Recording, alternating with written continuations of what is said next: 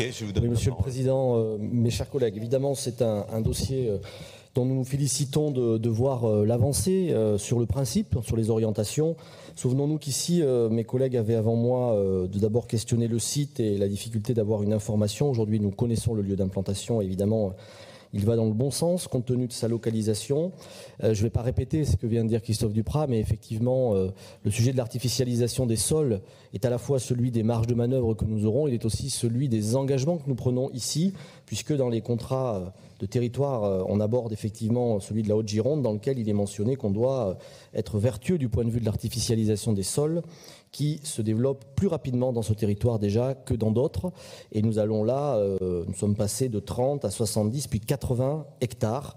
En tout cas, il faut assumer ce débat, il faut l'expliquer et il faut aussi, je crois, mettre en œuvre toutes les mesures pour favoriser ailleurs la non-artificialisation des sols. Nous avons également soulevé le sujet de l'immobilier, de l'intervention de la région en matière de problématiques d'acquisition foncière, alors de manière certes exceptionnel dans un projet qu'il est lui-même, mais n'oublions pas que nous avons de ce point de vue-là plutôt une réserve et qu'aujourd'hui nous allons avoir une forte intervention en lien avec la communauté de communes sur l'immobilier.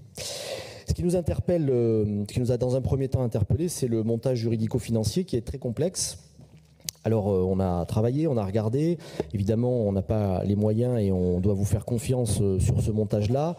Montage complexe, autant de rouages, autant de sources de conflits, autant de sources de conflits juridiques. Espérons qu'il n'y en aura pas, mais ce montage, nous tenions à le souligner, est assez complexe dans sa forme. Et il y a d'ailleurs un schéma qui a été réalisé pour le présenter. Mais je voudrais surtout insister sur un point. En commission, on a découvert un peu par hasard qu'en réalité, ce qui était présenté comme une certitude ne l'était sans doute pas. Je parle de la garantie de l'État. Il est dit dans ce document que l'État viendra en garantie, et c'est une affirmation, à hauteur de mémoire de 40 millions d'euros.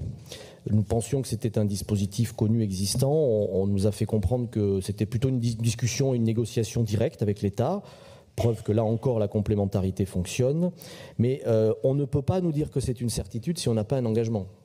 Il en va, je crois, de la sincérité de la délibération.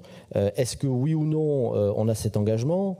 Est-ce qu'on a un écrit? Qu'en est-il? Parce que sinon, évidemment, le risque pris par la collectivité, avant de voter, quand même, on doit le savoir, n'est pas tout à fait le même. On voudrait connaître le risque réel.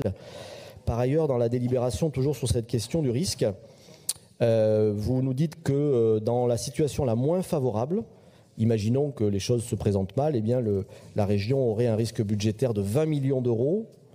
C'est dans le cas où on revend l'usine. Je pense que ce n'est pas l'hypothèse la moins favorable. Soyons honnêtes, l'hypothèse la moins favorable, hélas, ça peut arriver. Et ça ne nous empêche pas de voter ce projet. Ce qui peut nous empêcherait de le voter, c'est d'avoir l'impression qu'on minimise le risque. Prendre le risque, c'est un comportement souhaitable. Mais nous aimerions tout de même avoir des réponses sur la garantie de l'État et sur cette prise de risque minimum de 20 millions pour la région qui, de notre point de vue, est sous-estimée. Merci de votre réponse.